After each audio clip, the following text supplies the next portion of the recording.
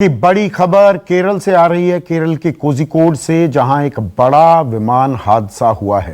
ये तस्वीरें हम आपको दिखा रहे हैं। 189 लोग इस विमान पर सवार थे। 4 लोगों के मौत की पुष्टि हुई है, पायलट समेत 4 लोगों की मौत हो गई है। और अभी कुछ बयान भी आ रहा है, सुनिए।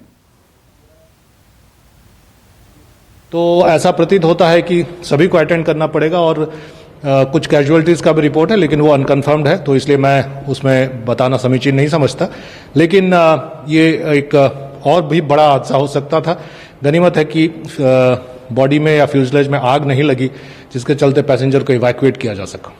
अभी सर अभी जो टीम है वो बस पहुंची हुई है, तो कितना माने समय की एक्शन में आने? देखिए, एक्शन में तो पहुंचते ही आ जाएगी, लेकिन एक्शन क्या होगा इस पर डिपेंड करता है। अगर अभी भी पैसेंजर अंदर हैं तो उनको निकालने में मदद करेगी, और जो मेडिकल ट्रीटमेंट है उसमें भी मदद करेगी, और हो सकता है हॉस्पिटल्स में ले जाने में भी मदद करेगी। और अगर कोई ज़रूरत होगी, जैसा लोकल अथॉरिटीज़ चाहेंगे, एनडीआरएफ की टीम वहाँ मदद करेगी। और अगर दूसरी टीम की भी ज़रूरत है तो उसको भी एहतियाती तौर पर हम लोगों ने डाइवर्ट किया है, जो दूसरी जगह के लिए जा रही थी, तो हो सकता है वो भी मध्यरात्रि तक पहुंच जाए। तो एनडीआरएफ के अधिकारी बताते हुए हम लगातार आपको जानकारी दे रहे थे। मल्लपुरम और वायनाड से 2 टीमें कोझिकोड के लिए रवाना कर दी गई हैं, और वही बात एनडीआरएफ के अधिकारी भी, और वही शब्द ही इस्तेमाल किया जो मैं कर रहा था कि गनीमत है कि फ्यूल टैंक में, फ्यूसिलाज में आग नहीं लगी, वरना ये हादसा और विकराल हो सकता था। बड़ा हादसा हुआ है। 4 लोगों की मौत की अब खबर हमें आ रही है, जिसमें पायलट भी इंक्लूड कर रहा हूं मैं। 189 लोग इस विमान में सवार थे। शाम को लगभग 7:10 पर यह लैंडिंग कर रहा था। बरसात हो रही थी, लगातार पानी भर गया था रनवे पर भी, लेकिन रनवे की लेंथ जो थी वो माकूल 2 किलोमीटर 700 मीटर की रनवे की लेंथ थी। 2 किलोमीटर की 2000 मीटर की विजिबिलिटी की भी खबर आ रही है। तो कहीं ना कहीं ये भारी बरसात ने एक मेजर रोल प्ले किया है इस विमान हादसे में। 2 टुकड़ों में बट गया, टूट गया ये विमान, और अगले हिस्से में जो लोग सवार थे वो इस हादसे की जद में ज्यादा आए हैं। मलबे में कुछ लोगों के दबे होने की अभी भी आशंका जाहिर की जा रही है। एनडीआरएफ के अधिकारी भी यही बात कह रहे थे, वहां मौके पर पहुंचेंगे और लोग अगर दबे हैं उन्हें निकालने की कोशिश की जाएगी। कुछ तस्वीरें हम आपको यहां भी दिखा रहे हैं। मलबे के नीचे जो लोग फंसे हुए हैं, दबे हुए हैं, उन्हें निकालने की कोशिश की जा रही है। और प्रधानमंत्री मोदी ने केरल के मुख्यमंत्री से बात भी की है। पी विजयन से प्रधानमंत्री मोदी ने बातचीत की है, हादसे की जानकारी उन्होंने ली है। और मेरे सहयोगी, हमारे पॉलिटिकल एडिटर रमन कुमार भी मेरे साथ जुड़ गए हैं।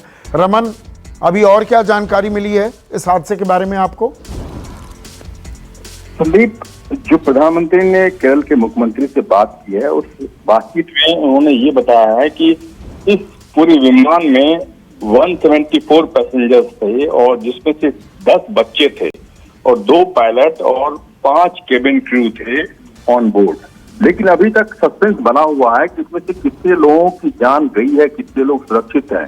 लगातार ये जानकारी मिल रही है कि विमान 2 टुकड़ों में बट गया।